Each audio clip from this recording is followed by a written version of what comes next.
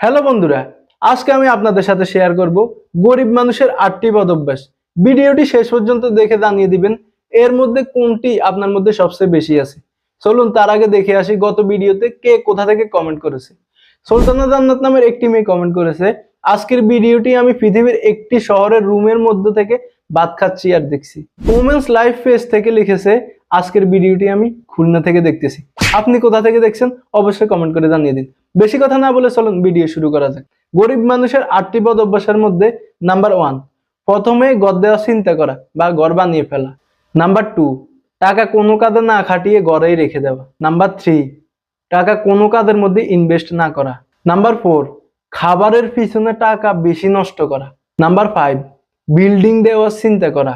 Number 6, সারা বছরের income দিয়ে ঘর বানিয়ে ফেলা। নাম্বার 7, পরে সেই ঘরকে চালাতে সারা জীবন কষ্ট করে দেওয়া বা নিজের জীবনটি শেষ করে দেওয়া। নাম্বার 8, পরিকল্পনার অভাব। ভিডিওতে 8টি টপিক নিয়ে আলোচনা করেছি।